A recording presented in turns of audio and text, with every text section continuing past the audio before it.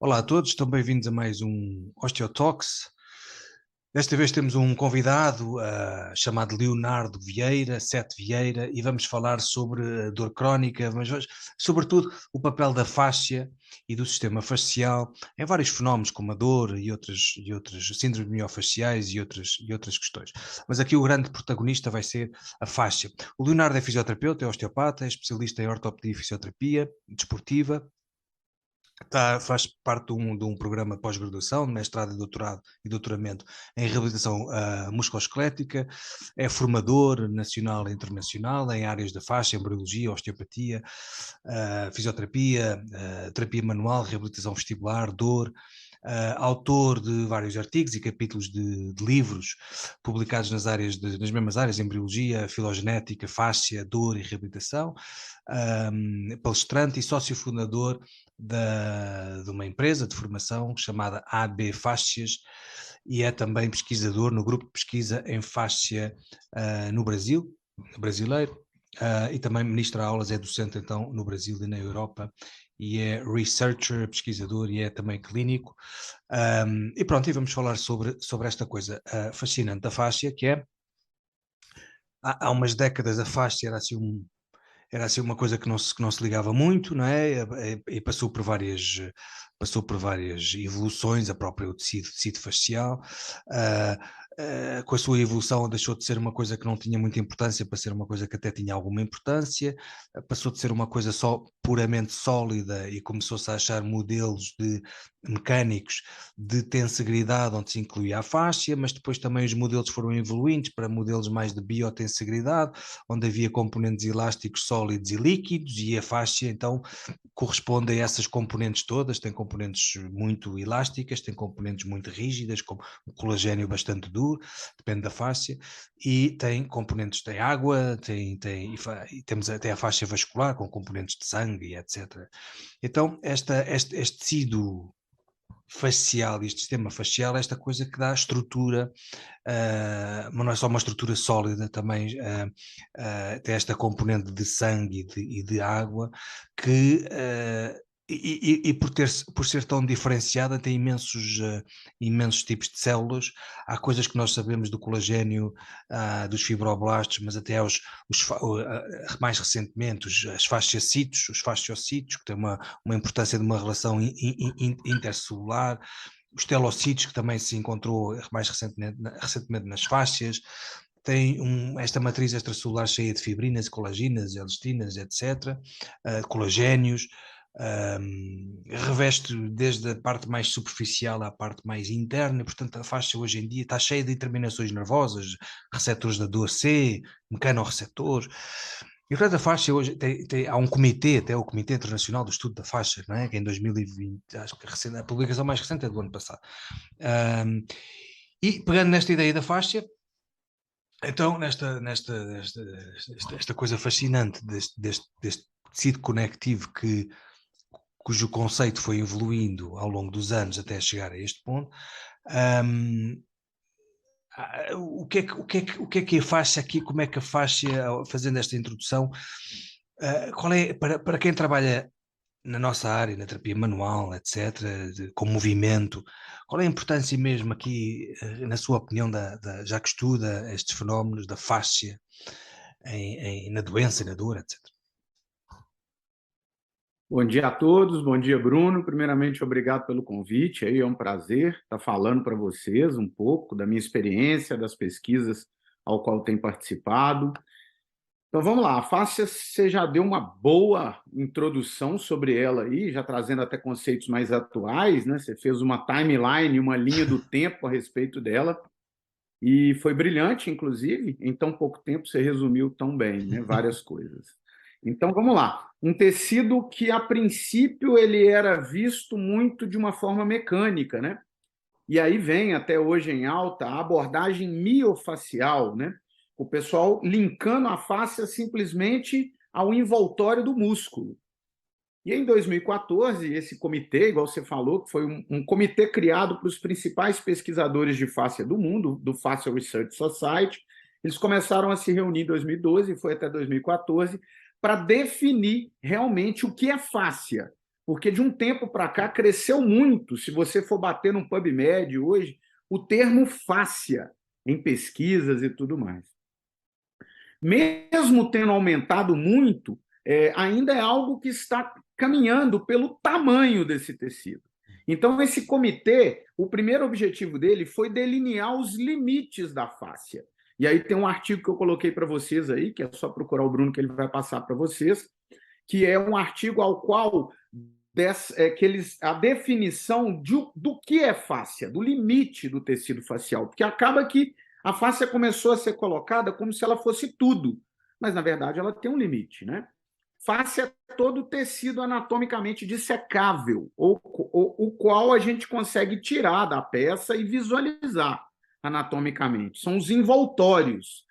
No músculo especificamente, a miofáscia, a gente tem uma parte dela que é a fáscia profunda, que é o pacote que envolve grupos musculares, que é anatomicamente dissecável. Abaixo da pele, no tecido subcutâneo, na hipoderme, a gente tem a fáscia superficial, que também é anatomicamente dissecável, que fica entre duas camadas de gordura, e a gente consegue tirar também do cadáver. Assim como a dura mater, por exemplo, a meninge mais externa que envolve nosso sistema nervoso central, tanto a nível de encéfalo quanto de medula. E também as fáscias viscerais, por exemplo, pericárdio, pleura, peritônio, enfim, todas elas são também anatomicamente dissecáveis. Esse foi o tecido ao qual eles definiram como fáscia, nessa reunião dos principais pesquisadores de fáscia do mundo. Além disso... Posso só fazer uma pergunta? Desculpa interromper. Posso só fazer uma pergunta? Claro.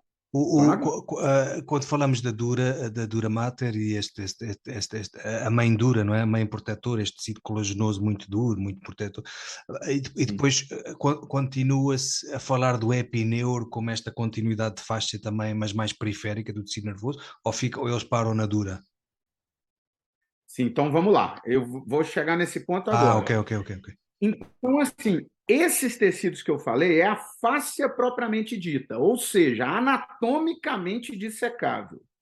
E aí eles criaram um termo mais abrangente, que eles chamaram de um grande sistema facial, onde tudo que eu falei primeiramente faz parte do sistema facial, que é a fáscia propriamente dita.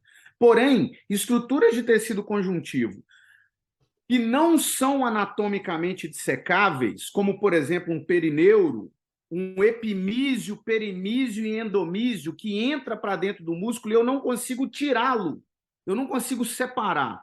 Eles fazem parte desse grande sistema facial. Além deles, a derme, as duas camadas de gordura que ficam entre a face superficial e todo o tecido de preenchimento do corpo, a adventícia dos vasos, dos grandes vasos, tudo isso é considerado como parte de um sistema facial. Então, respondendo sua pergunta, o epineuro, perineuro, endoneuro, assim como o epimísio, perimísio e endomísio, são estruturas que é impossível eu separar do nervo ou do músculo. Então, anatomicamente, ele não é completamente dissecável. Então, ele não é considerado fáscia propriamente dita, mas ele é considerado fazendo parte desse grande sistema facial. Ok. Eu lembro-me de... E até se calhar nessa linha de raciocínio, eu lembro-me de ver uns estudos recentes que mostravam que, porque eu acho que não foi sempre assim, mas também posso estar enganado, mas que embriologicamente a faixa vinha sobretudo da ectoderme e da mesoderme, ou seja, dá esta ideia daquilo que reveste e não propriamente da endoderme já das vísceras, etc., mas sim aquilo que reveste as coisas, não é? Mesoderme e ectoderme. Isso.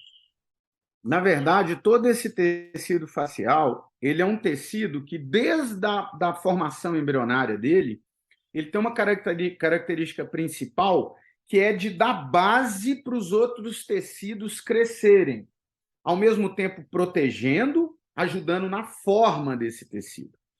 Ele vem exatamente, principalmente do mesoderma, mas também de alguma coisa dele, principalmente as fáscias da face do pescoço e aracnoide e pia mater vem do ectoderma, porém de células mesenquimais do ectoderma, ao qual mudam, né? Eles mudam a função, transformando, né? Se transformando, se adaptando para as características do sistema facial.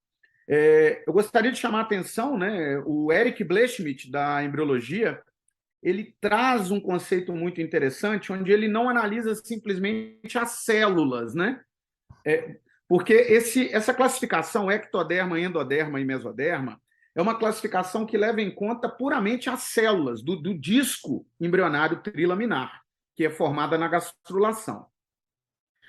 O Blechschmidt ele foi além. Ele, além das células, ele leva em conta a relação das células com o meio, com a matriz extracelular.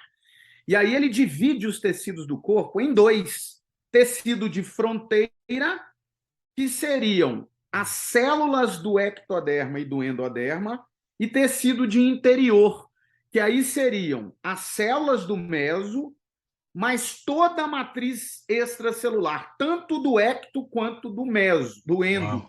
Uau. A partir daí, fica mais fácil da gente entender a formação do sistema facial. Então, o sistema facial, ele viria nessa perspectiva metabólica, onde é levado em conta a célula e o meio extracelular, ele viria do tecido de interior, que é o tecido que dá sustentação e base de funcionamento para todos do corpo. E aí, respondendo sua primeira pergunta, qual a importância para a gente, fisioterapeuta, osteopata ou qualquer profissional de saúde, entender mais sobre a fáscia? Porque a fáscia, simplesmente, gente, ela não é tudo. Eu já defini os limites dela aqui para vocês. Mas a fáscia, ela interage com tudo. Ela entra em todos os tecidos do corpo e forma essa matriz de interação desses tecidos. E indo mais além, e já partindo até para um desenrolar da nossa conversa aqui, a face é o principal órgão sensorial do corpo, ou o sistema facial é o principal órgão sensorial do corpo. Em um capítulo de um livro escrito em 2021, na verdade, a segunda edição desse livro, que é Fáscia no Esporte, escrito pelo professor Robert Leip e professor Jan Wilke, tem um capítulo escrito pelo professor Robert Leip e a professora Carla Stecco. Então, o livro foi escrito pelo professor Robert Leip e o Jan Wilke. Porém, tem um capítulo desse livro escrito pela professora Carla Stecco e professor Robert Leip, ao qual eles colocam várias pesquisas mostrando de análise histológica da fáscia, mostrando que a fáscia é o principal local onde o sistema nervoso periférico ele tem contato. Então, a ponta final dos neurônios periféricos, os receptores neurais, que vão captar as informações de todos os tecidos do corpo e informar para o sistema nervoso central, esses tecidos eles ficam basicamente no sistema facial. Então, vamos lá, para vocês terem uma noção disso que eu estou falando. A derme é um tecido extremamente rico em terminações nervosas livres, receptores polimodais, assim como a face profunda. Para vocês terem uma ideia, o próprio fuso muscular, que é um próprio receptor que está ligado ao movimento, que a gente aprende muitas vezes que está lá entre as fibras musculares, né? Na verdade, o fuso muscular ele não tem contato direto com a fibra muscular. Ele está ali no perimísio, que faz parte do sistema facial. Então, a maioria dos receptores neurais do corpo, eles se encontram nesse sistema facial. E eles estão ali para captar informação do que está acontecendo naquele sistema e informar para o sistema nervoso central. Por uma via medular, quando é nocicepção, né? Quando é informação de perigo, eles vão pela via medular. E algumas informações não nociceptivas, por exemplo, do sistema visceral, sobe por outros nervos que não fazem sinapse no corno posterior da medula. Por exemplo, o nervo vago, que grande parte dele, a informação não nociceptiva vagal, de como a víscera está, por exemplo, ela é informada diretamente para um núcleo do tronco encefálico chamado núcleo do trato solitário, que recebe informação de todas as vísceras. Porém, a parte nociceptiva visceral captada pelo nervo vago, ela faz sinapse no núcleo espinhal do trigêmeo, que é na cervical alta, podendo, inclusive, gerar sensibilização na região alta, gerar uma excitação aumentada no corno posterior da medula, na região cervical alta. E, a partir daí, gerando, por exemplo, interpretações de dor do cérebro em outras regiões que não a víscera. Por exemplo, dores de cabeça, dores cervicais, dores na região da TM, que muitas vezes a causa é visceral, por causa dessas informações aferentes nociceptivas vagais, que ficam nesse sistema facial. Então, a proposta, Bruno, já complementando o que você trouxe para a gente de forma brilhante, a face, primeiramente, não era dada importância para ela. A partir daí, ela começou a ter importância, primeiro, numa visão extremamente mecânica, tensegritiva depois, já evoluindo para o processo de tensegridade, e depois, pelo professor Stefan Levan, né, que foi precursor disso, ortopedista canadense, veio o conceito de biotensegridade, que é a tensegridade aplicada para os sistemas vivos. Paolo Tosi, num artigo publicado em 2015, trouxe um conceito mais unificado da fáscia, interagindo a fáscia com o sistema neural. E aí, eu, inclusive, disponibilizei esse artigo para vocês também, é só vocês procurarem o Bruno aí, vai estar tudo na mão de vocês. Veio, então, esse conceito neurofasciogênico proposto pelo Paolo Tosi. E agora a gente propõe algo que é como se fosse uma evolução desse sistema. O sistema facial e o sistema neural, em grande parte aí desse conceito recente até de biotensegridade, eles eram considerados como separados, a face e o sistema neural. E, na verdade, eles estão juntos, funcionando de forma muito interessante, de forma simultânea no corpo. Os conceitos novos de neurociência mostram que o funcionamento do cérebro... Eu estou botando o cérebro na jogada, pessoal, porque se a gente está falando de dor, se a gente está falando de movimento, a gente está falando de cérebro também. Dor é uma percepção cerebral. Se a gente quer levar isso para a clínica, qualquer sintoma que o paciente fala para a gente na clínica é uma percepção do cérebro. Eu não estou falando que isso seja exclusivamente psicológico, tá? É neuronal. É claro que as emoções, o fator psíquico do modelo biopsicossocial, influencia nas interpretações do cérebro. Porém, eu estou falando de algo que vai além das emoções, tá? Eu estou falando de um cérebro que interpreta o tempo todo, às vezes trazendo essa interpretação para a consciência, por exemplo, gerando dor, a percepção de dor, e às vezes não, tá? Mas essas informações são processadas o tempo todo. E como é que é esse modelo atual de neurociência? É um modelo preditivo. O cérebro, ele prediz o futuro. Ou seja, ele tenta antecipar o tempo todo tudo o que eu vou viver em relação ao meio. Então, toda vez que eu chego... Então, vamos trazer para a clínica. Quando eu estou, por exemplo, eu levanto o braço e eu sinto dor, o que é isso? Principalmente trabalhando em relação à dor crônica. Os estudos de dor crônica mostram que indivíduos com dor no ombro, cronicamente falando, por exemplo, têm alterações de imagem nesse ombro, que justificariam essa dor. Por exemplo, uma tendinopatia, uma bursite, enfim. O problema é que, quando esses exames de imagem são feitos no ombro onde o indivíduo não sente dor, esse ombro também tem as mesmas alterações estatisticamente. E a questão interessante é que indivíduos regulando a faixa etária, indivíduos que não apresentam dor, numa mesma faixa etária do indivíduo, por exemplo, com dor crônica no ombro, eles também apresentam imagens bem parecidas no exame de imagem, numa ressonância magnética funcional, ou numa ressonância magnética, por exemplo. Ou seja, indivíduos que não sentem dor, com o passar dos anos, vão ter alterações do exame de imagem. Qual é a diferença entre eles? O cérebro do indivíduo com dor crônica, ele está predizendo perigo o tempo todo. Por quê? Porque o conectoma dinâmico da dor, que seriam as áreas cerebrais responsáveis por gerar a percepção de dor, elas geralmente estão excitadas. E, comumente, o sistema periférico, esses neurônios periféricos que ficam no sistema facial, também apresentam uma baixa do limiar de ativação.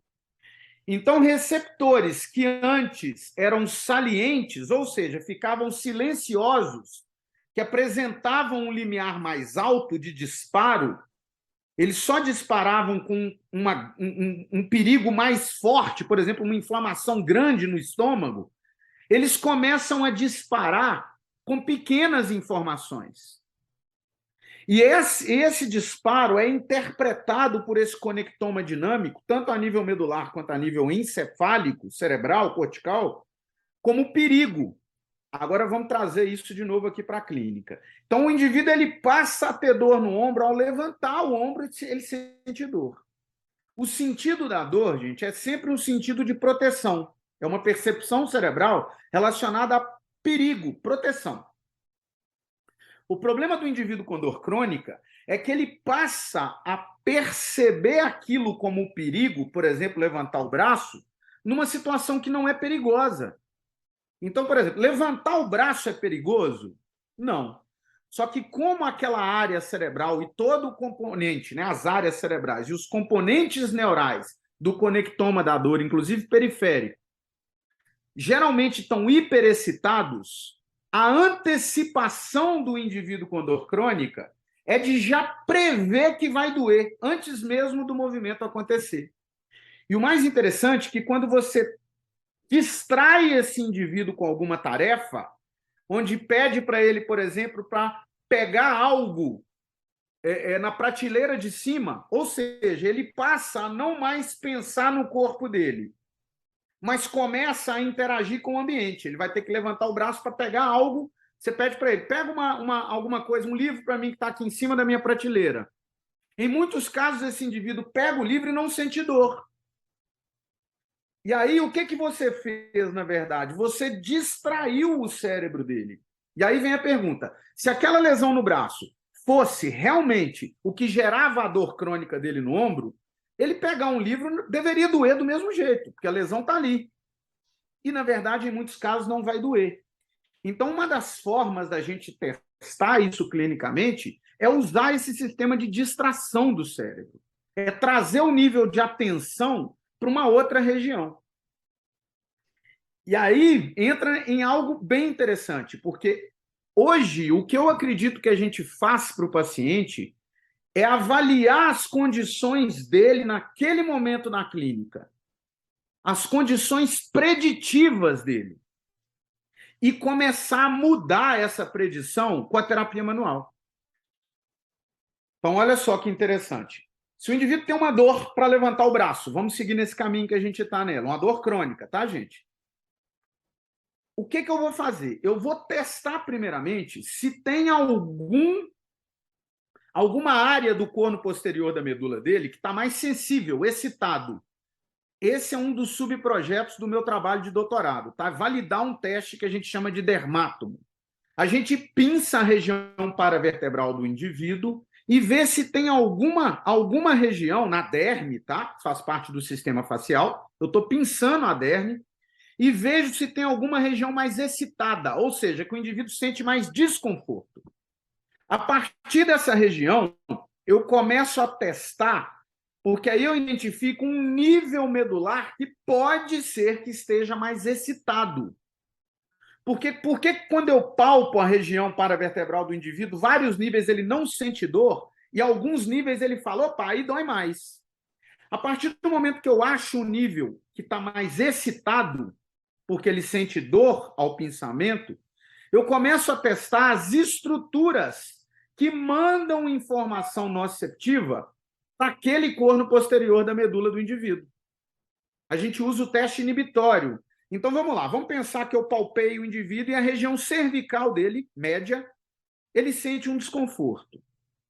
Aí eu vou com a minha mão na região do diafragma dele, já que o diafragma tem inervação vagal e frênica, ele pega a cervical ali toda, eu toco o diafragma. O que eu estou fazendo com isso? Momentaneamente, eu estou mudando a informação aferente do diafragma para a cervical. Os receptores nociceptivos, que informam perigo para o sistema nervoso central, eles são polimodais. Eles têm uma ativação mecânica, térmica e química. Uma vez que eu toco o tecido e mudo a informação mecânica dele, temporariamente falando, a gente muda o que ele está descarregando no corno posterior da medula. Se a gente toca, então, no diafragma e pinça de novo a região dérmica na região cervical do paciente e melhora a dor dele, qual que é o próximo passo? Eu achei uma região, nesse caso o diafragma, que normaliza a interpretação no corno posterior do indivíduo. Qual é o meu próximo passo clinicamente? O que é interessante para o paciente? Dor no ombro. Ele não me procurou nada por causa do diafragma, ele me procurou por causa da dor no ombro. A partir daí, o que eu faço? Toco a região do diafragma e peço ele para levantar o ombro. Se ele levanta o ombro e ganha movimento e melhora a dor, eu começo a mostrar para o paciente que tratar o diafragma dele vai gerar resposta no ombro dele, na dor e na incapacidade, né? Na dificuldade dele de levantar o braço. A partir daí, eu começo a criar uma relação terapêutica baseado não só no que o terapeuta acha, mas numa interação de teste e reteste com o paciente o tempo todo. E isso é muito importante, Bruno, porque eu dou muita aula para osteopatia. A osteopatia ela tem um tom muito sensitivo, muitas vezes, do osteopata tocar e sentir aonde que tem que tratar. E, na verdade, estudos de teste e reteste de avaliação mostram que quando os testes eles são interpretados pelo terapeuta junto com o paciente, eu aumento a predição de dar certo num tratamento. Então, qual é o convite, gente? É começar a interagir com o paciente. Interagir com esse sistema preditivo dele, mudando a dor e aumentando a amplitude de movimento. Um estudo publicado em 2018 pelo Rossettini, Giacomo Rossettini, eu até mandei esse estudo para você também, Bruno. Ele faz um levantamento muito importante para a gente. Qual é a principal coisa que o paciente busca numa clínica de reabilitação de dor músculo-esquelética?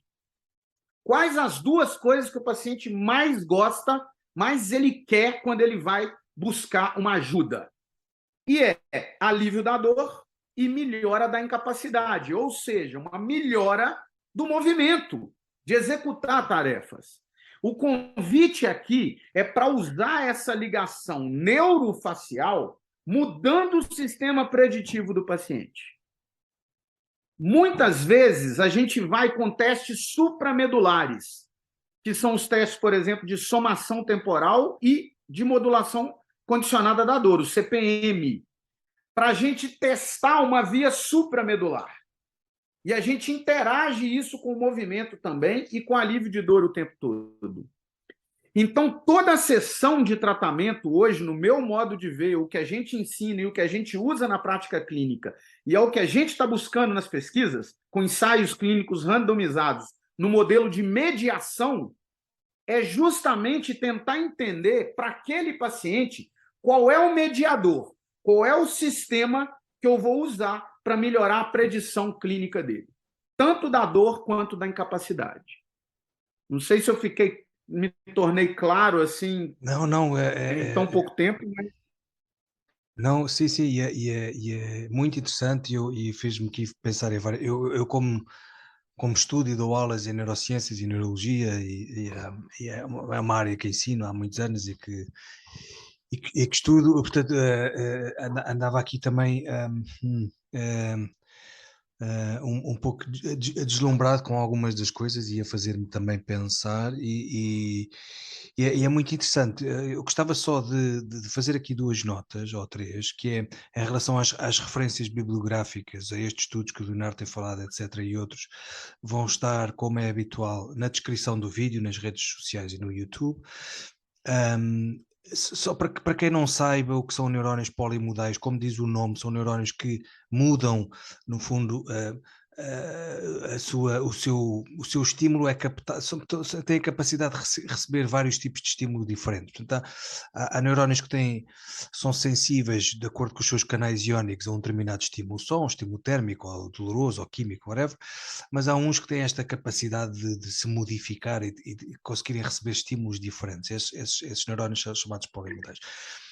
Os fluxos neuromusculares que eu falo muito, e fala-se muitas vezes em terapia manual e mesmo na área mas é muito interessante, de facto, se pensarmos que, e foi uma das coisas que me fez pensar, de facto, se pensarmos que a contração muscular acontece por via do encurtamento das actinas, miosinas, etc., dos sarcómeros, etc., mas grande parte daquela força tensional que produz o movimento portanto, a contração nos sarcómeros, mas depois as forças de tensão que fazem elevar o membro e que fazem um arco de movimento são primariamente produzidas no tecido conectivo, na fáscia, e portanto também fará sentido, sendo que os fusos neuromusculares detectam movimento, especialmente detectam alongamento, fará sentido que também essa vigilância, essa recepção, esses receptores estejam também em tecido facial. E depois, outra coisa que de facto que eu nunca tinha pensado, ou seja, que eu falava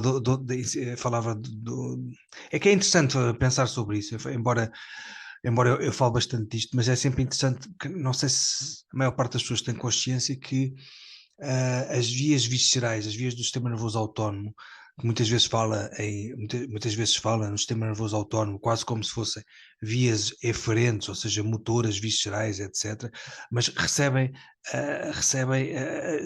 têm a mesma quantidade de informação, ou mais até, neurónios que são aferentes, que recebem informação das vísceras, da dor, químicas, apesar de viajarem pelas tais vias espinotalâmicas e trigêmino-obeliscais que o Leonardo falava, de facto a coisa não é como as outras vias que fazem sinapse no corno posterior, nas lâminas 1, 2, 3 ou 4, são coisas que vão cá para cima, onde estão os núcleos do vago, o trato solitário, os núcleos ambíguos, essas coisas todas, e que depois, claramente, por toda esta relação anatómica e funcional, podem dar outros sintomas, como sintomas cervicocranianos, etc. E é sempre bom.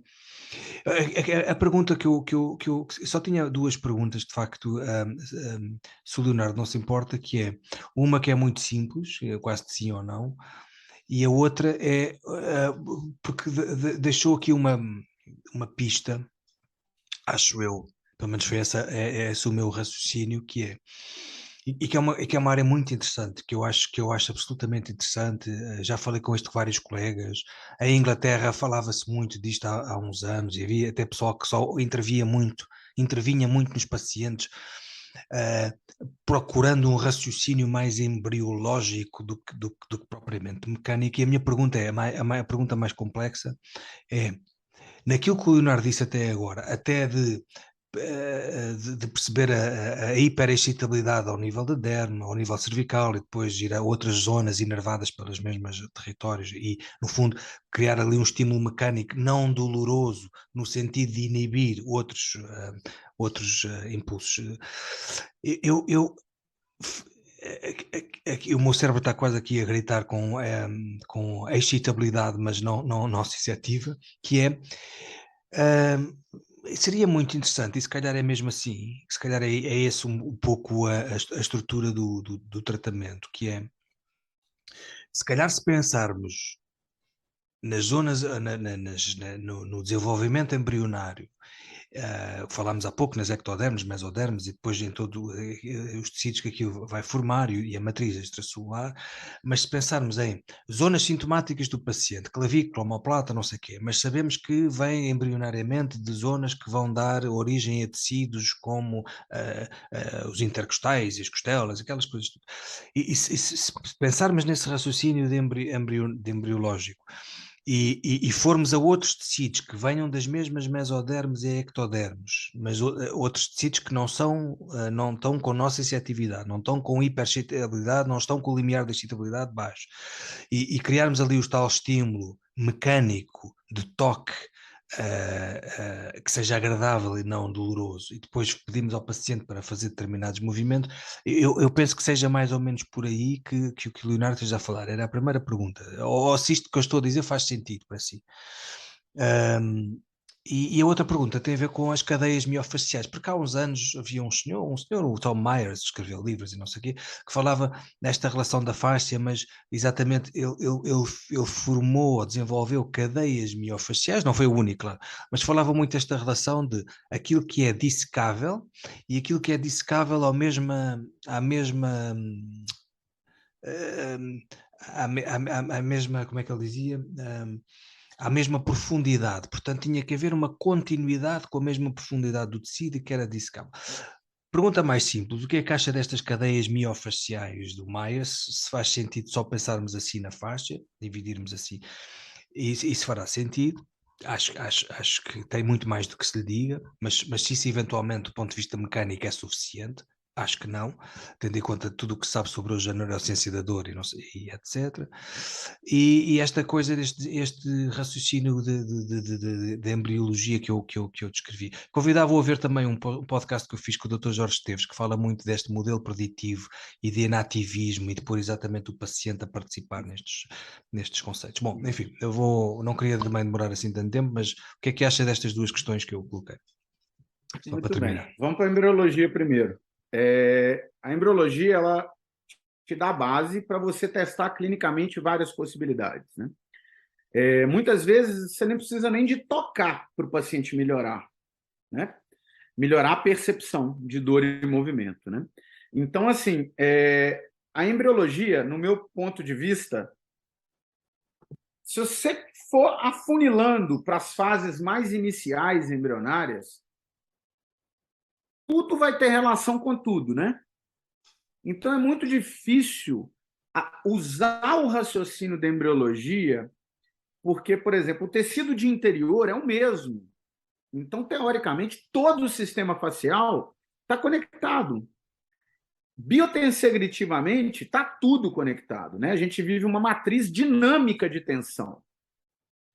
E aí fica muito vago, muito amplo, na verdade, para eu tentar usar esse raciocínio da embriologia e da biotensegridade para eu tratar um indivíduo, porque a unha do quinto dedo do pé está conectada ao último fio de cabelo do indivíduo. É inevitável isso, né?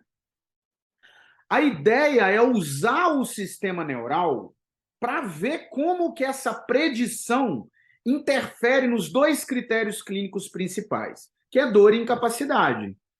Então quando eu tenho um teste de movimento com dor, a pessoa fala, quando eu faço determinado movimento, dói. Acabou. Esse é o melhor teste possível que eu tenho. Que a partir daí o meu desafio é tentar ver o que eu vou poder agir nesse sistema para melhorar a amplitude de movimento, melhorar a incapacidade e melhorar a dor do indivíduo, com aquele teste que ele trouxe para mim. Se ele não tem o teste, aí eu vou, né? Por exemplo, se ele chega lá no consultório, muitos pacientes chegam no meu consultório e falam, eu sinto dor quando eu acordo de manhã e põe o pé no chão. Mas agora eu não sinto mais nada, por exemplo. Aí você pede para ele, se você pular, se você abaixar, você sente dor? Não. E esse paciente? Não tem jeito de eu ir para a casa dele e esperar ele acordar para avaliar ele. Não tem jeito. Então, o que eu tenho que fazer?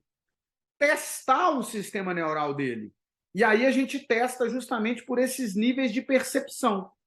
A nível medular, eu uso o dermátomo e esclerótomo e uso também os testes centrais, que são de somação temporal e de modulação condicionada da dor, que são testes que já têm amplas pesquisas com ele.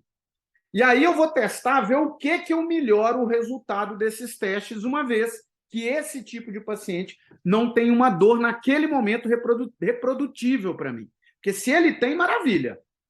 Então, a partir daí, o meu tratamento, Bruno, vai ser direcionado para o que eu testei e melhorei ali com o paciente naquele momento. Quero chamar a atenção para dois estudos muito interessantes publicados pelo professor fisioterapeuta Chad Cook. Um deles a respeito do teste, que eu já falei, né? Quando os testes têm uma interpretação de terapeuta com o paciente juntos, aumenta a predição de resultado. E uma outra coisa também muito interessante, um estudo dele, do Shed-Cook, na verdade, são dois, um de agudo e um de crônico, de acompanhamento de 6 meses desse paciente, é que quando a gente dá para o paciente um alívio da dor e uma melhora da amplitude de movimento, com terapia manual, de pelo menos 30%, a gente aumenta a chance preditiva desse paciente melhorar amplitude de movimento e dor 7 vezes mais do que quando eu não consigo melhorar a dor dele em pelo menos 30% e a amplitude de movimento em pelo menos 30%. Então, hoje, o que a gente usa na clínica é muito modelo de teste e reteste. É um cluster de teste, sempre trazendo o paciente junto.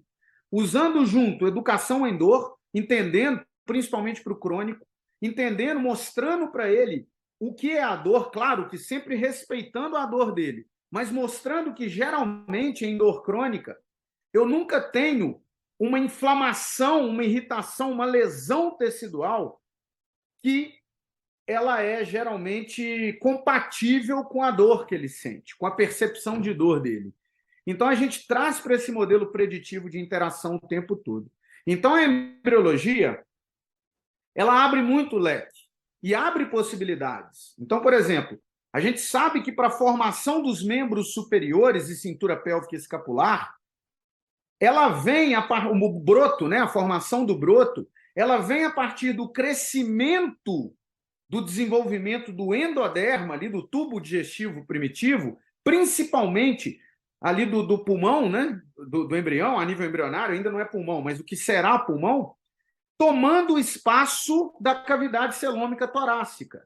E isso faz com que células da cavidade celômica torácica migrem e mudem a função, estimulando a formação do broto de membro superior.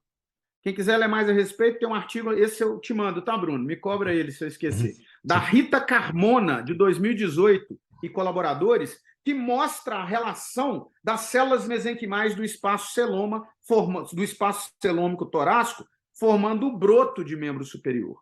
Então, levando esse raciocínio, eu poderia avaliar na clínica a possibilidade da pleura, que é formada pela cavidade celômica, né? A pleura visceral e parietal, na verdade, são resquícios do celoma, e da influência do pulmão em membros superiores. Assim, a embriologia me abre portas para eu testar.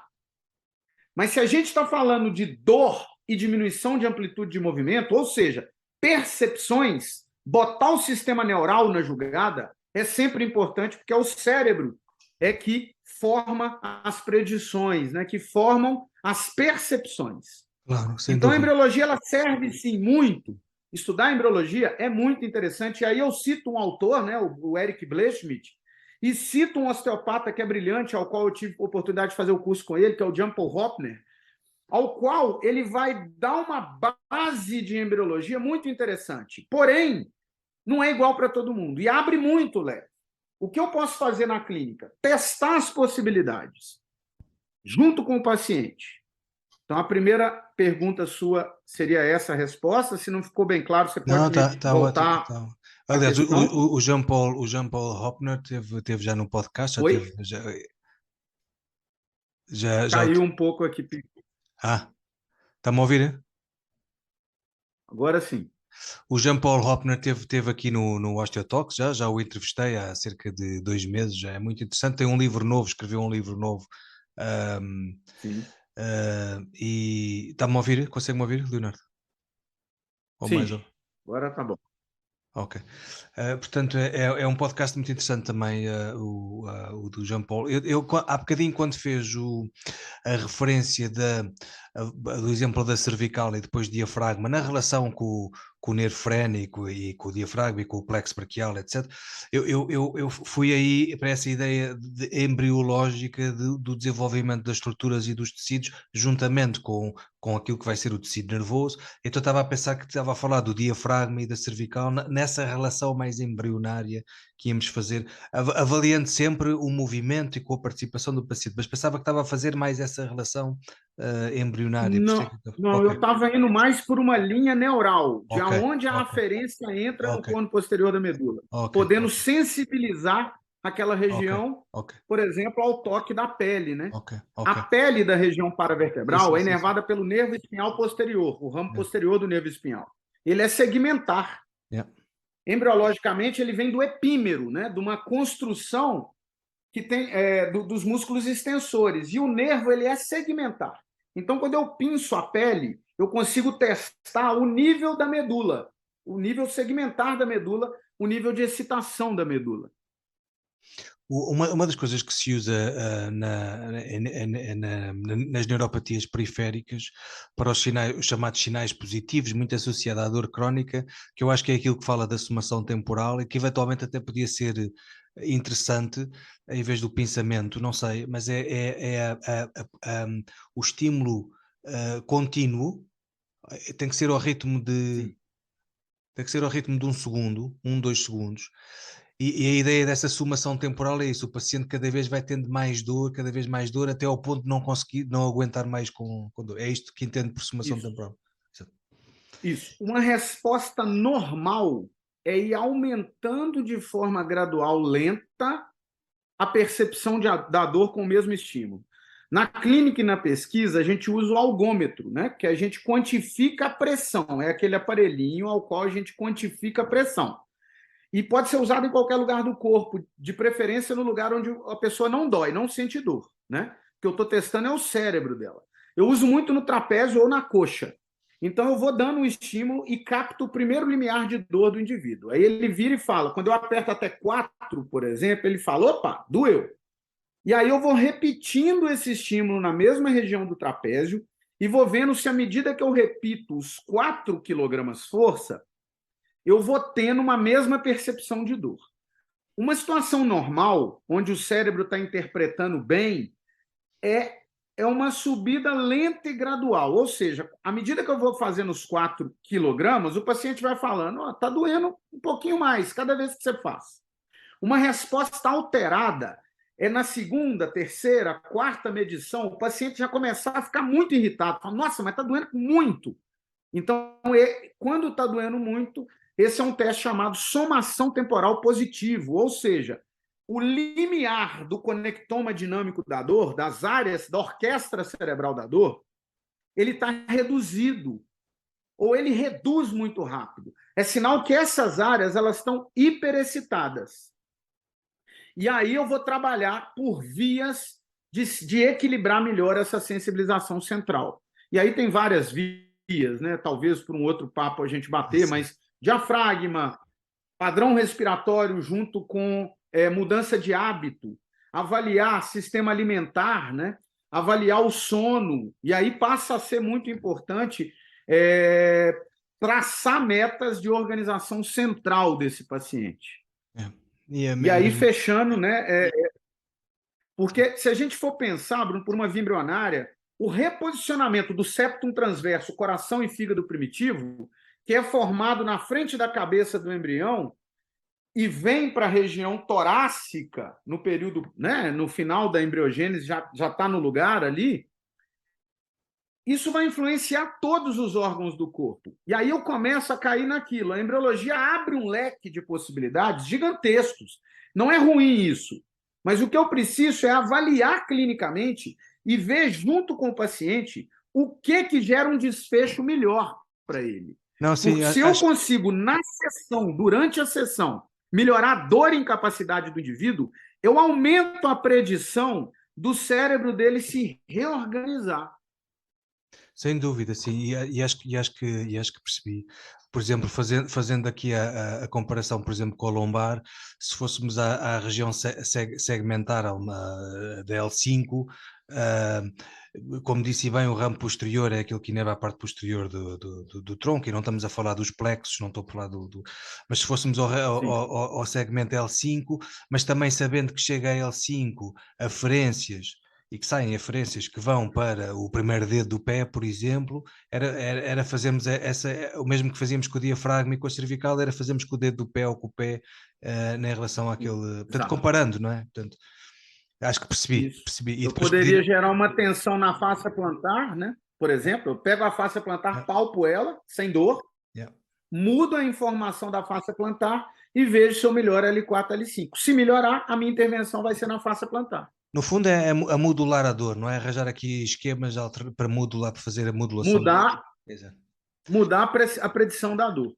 Agora, quer ver um exemplo interessante, Bruno? Aproveitando isso que você falou. Então, vamos lá. A pessoa sente dor crônica no pé. Todo dia que eu acordo, eu piso, morro de dor. Aí eu avalio o sistema, né, de dermátomo e esclerótomo dela, por exemplo. E ela não tem nada mais sensível na região lombar. Estou criando, tá, gente? Um paciente hipotético. Então, eu toco na região lombar, ela não sente dor nenhuma. Mas aí eu toco na região cervical, ela fala, opa, aí dói. Aí vem, eu vou testar a fáscia plantar?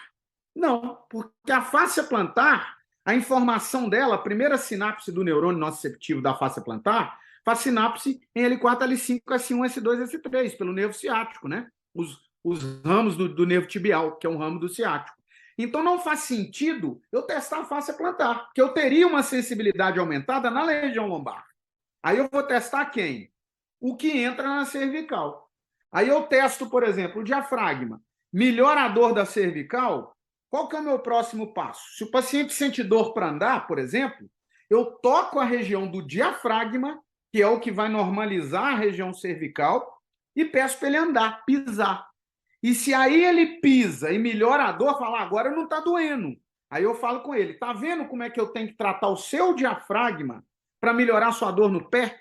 Aí eu trago o paciente para o jogo. Muitos pacientes, uma das queixas do paciente com osteopatia é achar aquilo muito mágico. Desmistificar isso é importante.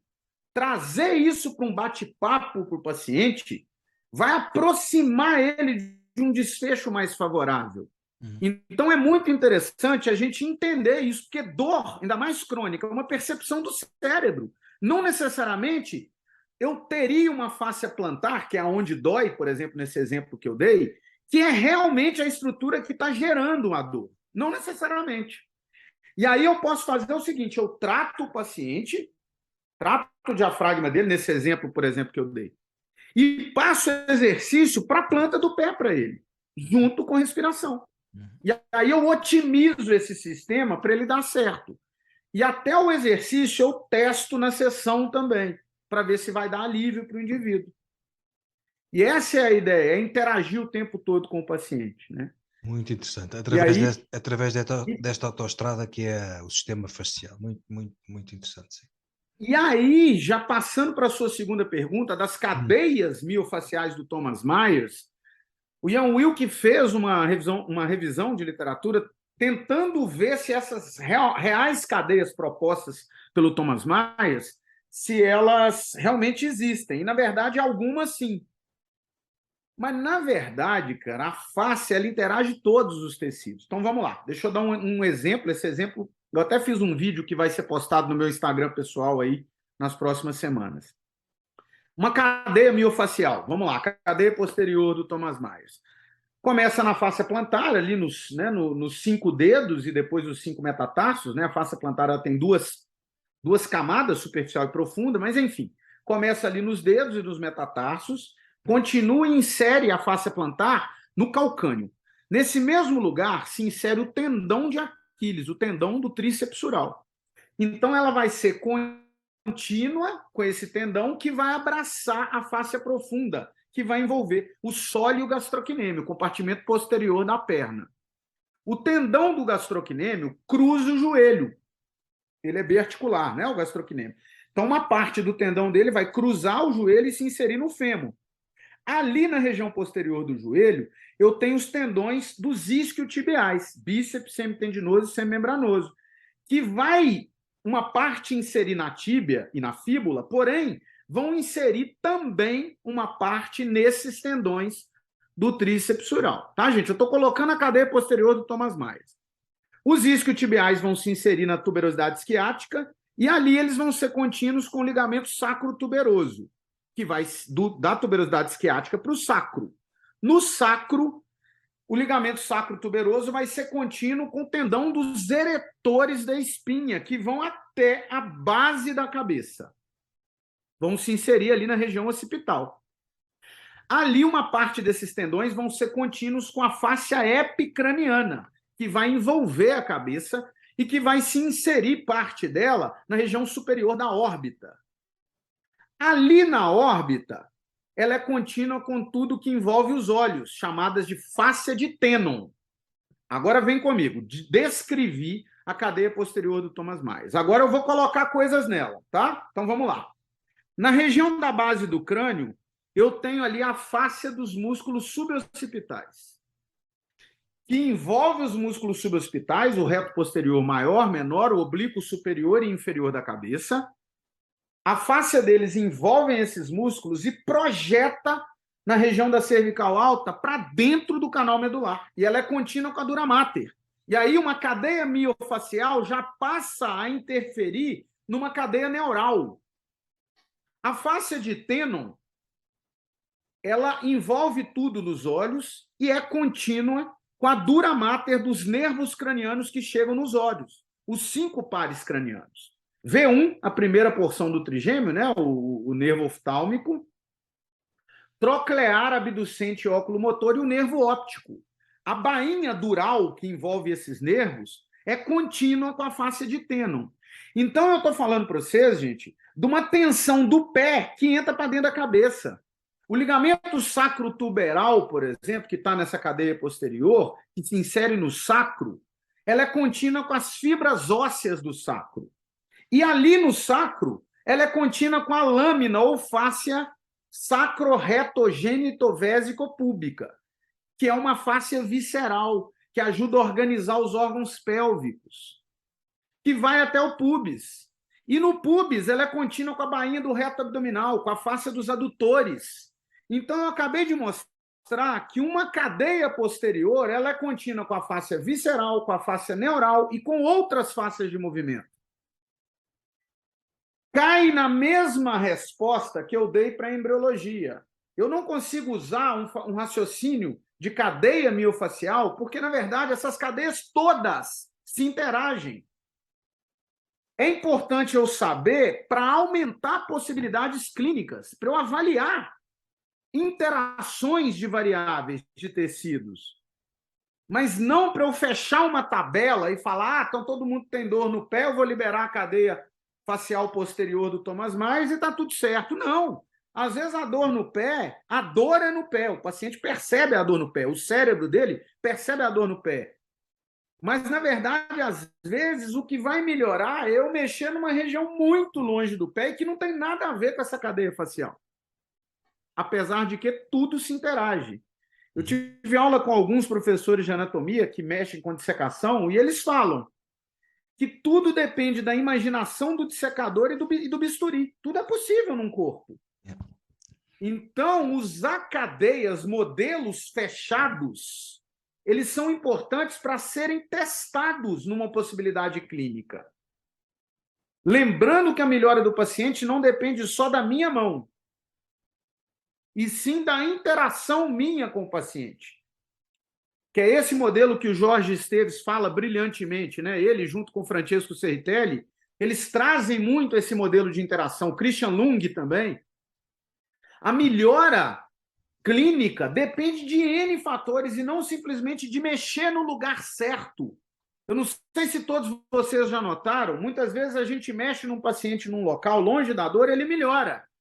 Mas esse mesmo paciente poderia ir num outro osteopata e criar um vínculo tão forte que esse outro osteopata, outro fisioterapeuta, poderia mexer em outro lugar, ou às vezes nem mexer, passar um exercício e o paciente melhorar completamente. Não tem um caminho, gente. Não tem uma lesão primária.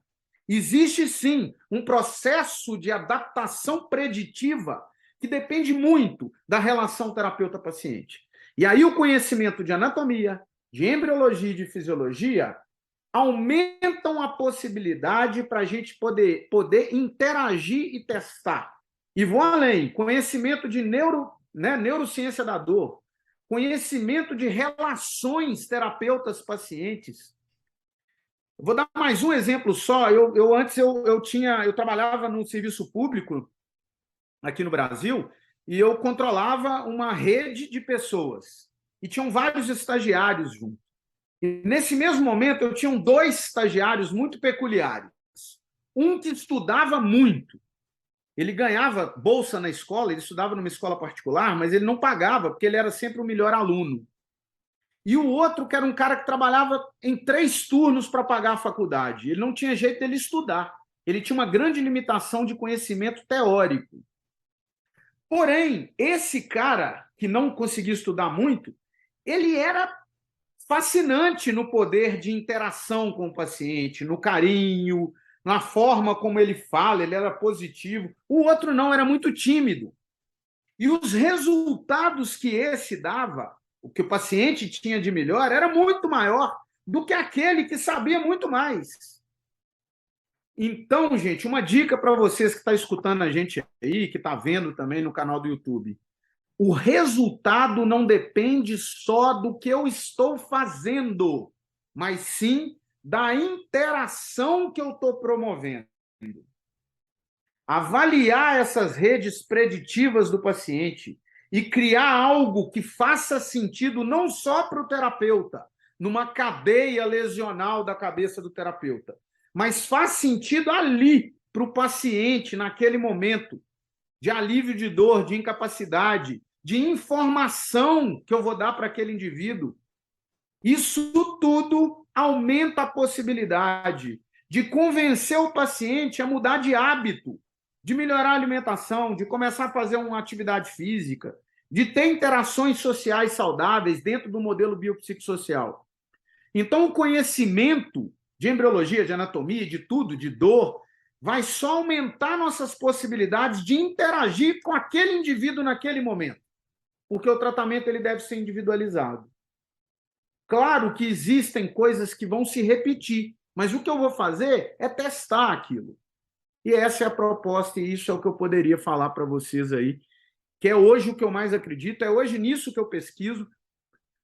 O meu modelo de pesquisa do doutorado é uma interação de 15 avaliações diferentes que nós vamos fazer, 15 mediadores que nós vamos avaliar, dentro do modelo biopsicossocial. A gente vai usar questionário, algômetro, termografia, ultrassom, miotom e várias outras coisas para a gente avaliar várias interações do paciente com dor crônica. E a gente vai trabalhar com 3 sistemas de tratamento: educação em dor, exercício físico e terapia manual, imobilização. E vamos fazer teste e reteste. A gente vai avaliar a predição do paciente. E vamos validar alguns testes disso aí. Onde o nosso objetivo é trabalhar num sistema de mediação, com ensaio clínico randomizado, aleatorizado. A gente está tentando buscar aproximar a pesquisa em alto nível de evidência, ensaio clínico randomizado, controlado, com o que a gente faz na clínica. Para isso, a gente vai usar um sistema de mediação, onde a gente vai testar vários mediadores dentro do sistema biopsicossocial. Então, essa é a ideia, é isso que eu acho que é o caminho da fisioterapia e da osteopatia, e isso é o que eu poderia falar aí para todos, para tentar aí ajudá-los a ter melhores resultados clínicos. Olha, qualquer dúvida, estou à disposição no meu Instagram pessoal, tá, Bruno? Que é o leo7.fácias, porque no outro, no da Bfácias, geralmente eu tenho uma pessoa que coordena ele para a gente, eu não respondo. Então, se alguém tiver alguma dúvida, me manda no pessoal que eu estou aberto aí para responder. Eu ponho nos links na descrição do vídeo, portanto vão estar algumas das referências bibliográficas que falámos hoje e vai estar também o seu Instagram e do AB Fascis também. Já vamos com uma hora isto dava temas para vários podcasts e eu tinha aqui várias coisas, mas não. Hoje é domingo, é dia de família. O Leo também tem, que eu vejo no Instagram, tem um filho, acho eu, pelo menos Dois. Tem 2, ok. Domingo, dia de família, também tenho uma filhota que está ali à minha espera e, portanto, fica para outra altura, porque espero voltar a falar consigo e que nos encontremos a falar. Ficamos à espera desses resultados do doutoramento. Acho que está aí no caminho certo, de facto. Ainda se ensina as cadeias miofasciais, mas desta forma muito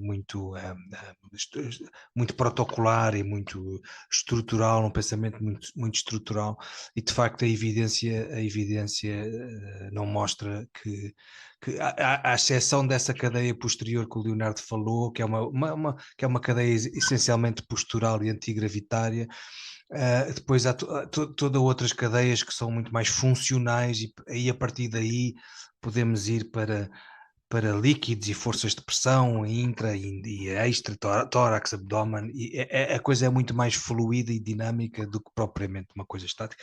Por isso, concordo em absoluto. Foi um verdadeiro prazer falar consigo. Tínhamos conversa para horas e horas e horas. Muito obrigado. Obrigado a todos por terem assistido ao podcast. Os links vão estar todos então na descrição, como eu disse. Leonardo, eu vou desligar, mas fica aí só mais um segundo, só para dizermos adeus. Obrigado por tudo. Não sei se quer dizer mais alguma coisa, não quero também interromper, mas Não, ficamos só assim. despedir pessoal, muito obrigado pela oportunidade, espero que esse bate-papo possa ajudá-los aí de alguma forma, tanto da parte clínica quanto na vida de vocês. Qualquer coisa estou à disposição, meu Instagram pessoal, que eu respondo diretamente comigo. Grande abraço para vocês, Bruno, obrigado pelo convite e até uma próxima oportunidade. Obrigado e obrigado a todos também. Até uma próxima.